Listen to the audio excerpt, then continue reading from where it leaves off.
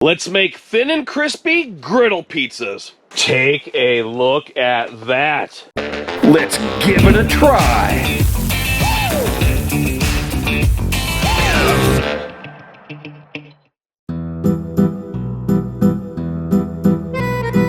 All right, so thin and crispy griddle pizzas. I've made a lot of them in my day. I think I invented them. And we're just gonna mince up a little bit of red onion. And I simply love these. Bella Gioios.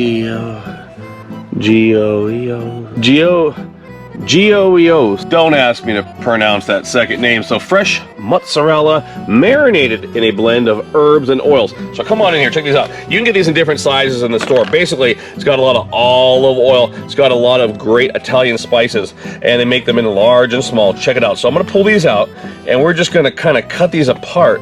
Okay, maybe just cut them in two. And this is delicious mozzarella with spices built in for your pizzas. I just happened to pick these up the other day over at Sam's Club, and man, I tell you what, if you smelled these, if you tasted them, just perfect for your thin and crispy griddle pizzas. This is from this year's Colorado Pronghorn hot Italian sausage that I made myself. Semi-frozen, okay? Be careful with knives. Oh my goodness, people are always telling me, be careful, you scared me when you sliced that. I got the Blackstone Griddle over here. We're on high for the, well, we're not on high, we're on low. See, I lied to you. Now we're on high, and we're gonna go ahead and put a little bit of olive oil down here. And there's our sausage, look at that. So that's from October. That's Colorado Pronghorn, again, semi-frozen. So we're going to set that on there. I'm going to use my Blackstone basting cover just because I don't want to splatter grease everywhere with my frozen block of food here. So also that's going to expedite the speed of the cooking or the thawing of the sausage as well. So a little basting cover down there. If you want to, you can put a little bit of water under there, generate some steam. The last time I did this and I put semi-frozen meat on the griddle, somebody said to me, why didn't you just thaw it out in the microwave? Well, you're welcome to do that, but I just choose not to. And plus, I don't have a microwave oven here in the camp. Come on in here, Steve. So you can see it starts to thaw out, and you can literally just kind of peel that off, right? If you don't have a microwave, if you're in the field, this happens to be frozen. Look at there, getting that sear. And again, this will just take a few seconds longer, but we're going to end up with the same result, which is a bunch of delicious ground, cooked Italian pronghorn sausage. All right, I have my onions here. I don't want them to be too crispy, but we want to get a little saute going, so I'll put them about halfway through. I'll throw them down with the sausage. Then we can finish up with the sausage here, and we'll have that nice red onion accent in there as well. And you have a lot of marinade in the mozzarella, so check it out. If you want to, I suppose you could even put a little bit of that in your sausage. Oh man, that's a bunch of delicious flavors there. Olive oil and Italian spices, look at that. Also a good idea, since that's wild game sausage, I only have about 20% pork in there. So any amount of moisture I can add to it to make it more succulent, the better. You can see our sausage is getting really nice here, and knowing that I'm going to be doing the pieces on here next, I don't want to burn them. We're going to come down here and turn these burners all the way to low so the griddle top can start to cool while the sausage is finishing up. Looks like our sausage is about done here. Come on here and check it out. We're going to pull that. It's going to be a topping, okay? You can use pepperoni. I do pepperoni all the time on these, but we happen to have this delicious pronghorn sausage. Are you flying that spaceship to Flavortown?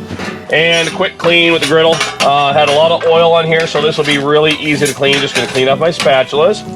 And just going to go here and lightly scrape all that sausage and onion residue off the griddle top. If you got any extra spots, feel free to scrape those off. We're not digging in completely to the griddle. We're just gonna get everything off the surface, but we're not gonna ruin our seasoning. Nothing annoys me more than seeing pictures of people who are literally dig and rip their seasoning off every time they cook, and then essentially they never have a seasoning on top of the griddle. They're always stripping it all the way down to the bare steel. And then when you're done, You can just take some napkins, cloths, or whatever. So at this point, we're gonna create our pizzas. I'm using flour tortillas today. You could use naan bread. I mean, not that it's not bread, it's naan bread, get it? Or you can use, is that funny? You could use like pita bread, you could use actual flat bread, they actually make pizza crust or whatever. But the key is you don't wanna burn the bottom. So I'm on low. I'm a little hesitant at first. I don't want to burn my pizza, so I'm even going to turn one burner off. So I have one going here on low to medium. Blackstone Griddle cutting board, always nice. You can use that to set stuff on top of the griddle. And come over here with just a little bit of olive oil again. These are my, I don't know what these are, maybe 8-inch or so flour tortillas. We're going to put those down. And immediately going with some kind of a red sauce. You know, pizza sauce traditionally has a little more sugar in it. This is what I happen to have camping. It's a pomodoro sauce, and it'll work just fine. So you can put that down there. A lot of people make a mistake when they make pizzas and they put too much sauce, and I was one of those people for years. It should always look like there's not quite enough. So something like that. You want to be able to see your crust through these. What's nice about these is, you know, there's a big trend right now, low carb and all that, keto or whatever. You can tell I know a lot about it. People like to use less bread. I'm not one of them. I love bread. But if you are watching the carbs, this is a perfect recipe for you. So then we'll grab our little, check those out, our little mozzarella pieces here. And we're just going to sprinkle these down on the pizzas like so. And lastly, our antelope sausage, our pronghorn sausage with the onions. I'm going to sprinkle it on there. So just put a light sprinkling on each. And again, you could use provolone, you could use shredded mozzarella. I just happened to see the little mozzarella balls at Sam's Club the other day, and I got excited for thin and crispy griddle pizzas. And lastly, we can use the basting cover again, or maybe you have some kind of a hotel pan or something. Put those down on top and use that to steam to melt the cheese. Just be checking frequently. You see, that's already starting to look good. Now that's one burner on low, folks, okay? And one burner off completely. So that's the neat thing when you have more than one burner. If you're not using a 17-inch, if you're using a 22, 28, or 36, more than one burner, feel free to turn a burner off and you can move things around. That way you don't have to be concerned with burning your pizzas. I know this side of the griddle is going a lot slower, so I'm gonna move these over here. Same thing here. We're gonna check our crust. That crust is looking really nice, but I don't want it to burn. So I'm gonna move all of these around over here to get a little bit of color on the crust, and then back over here to allow the cheese to keep melting. You can see that mozzarella starting to melt there. And we go underneath and check that crust. Look at that. I mean, just absolutely perfect accents of orange and yellow. And I went ahead and turned this burner back to high as well. So now we're cooling down. I noticed these pizzas aren't crisping up enough. The griddle cooking, Nate says this a lot, everybody, and I think it's really interactive. Again, it's so different than baking. A lot of people, a lot of new-time griddlers ask me questions like, Todd, you know, I can't make this because you didn't tell me what the exact temperature was, exact surface temperature of your griddle top. You're doing more cooking to feel here, right? I want the cheese to melt. I want the bottom to crisp up. I don't want the bottom to burn, so you got to figure that out. It means the burner goes off occasionally. Maybe we trap heat or trap steam in there using the basting cover, and sometimes we have to crank it back up because we want to get more of a crispy bottom there. When the mozzarella starts to melt to your liking in that bottom, look at that, absolutely beautiful. You start to pull your pizzas and let them sit for a minute or two before we slice them up. Take a look at that. All right, time to slice this pizza up. You can use a pizza cutter for these, or you could just use a knife and cut them like you would a quesadilla. Look underneath that, Steve. Can you see that? Does that show up? Yeah. Oh, look at that, folks. You're not getting a lot of people that are doing aerial underneath undercarriage shots. Let's give it a try.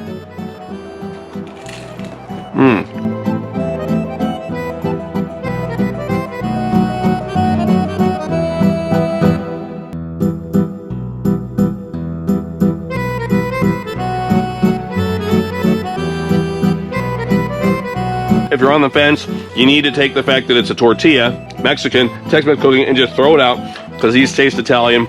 I literally get messages on a weekly basis from people telling me that they love my thin and crispy griddle pizzas. In fact, a shout out to Tony Tallarino, my longtime subscriber. Coincidentally, the first person that ever came to visit me at a demo in Grants Pass, Oregon. He tried these a couple weeks ago and he said, I don't know why I waited so long to make thin and crispy griddle pizzas. They're amazing and we make them every week now. So there you go. So thanks for watching, everybody. Hopefully you enjoyed this. Come on, take your Blackstone, go outside, or just make one of these on your back porch. But until next time, this is Todd and Aaron and Steve. I'm saying praise the Lord and pass the thin and crispy griddle pizzas. I don't know what this looks like. We just had to drag her up out of a ditch here. But praise the Lord and pass the venison. I got deer meat in the back, and Aaron has deer meat in the backpack as well.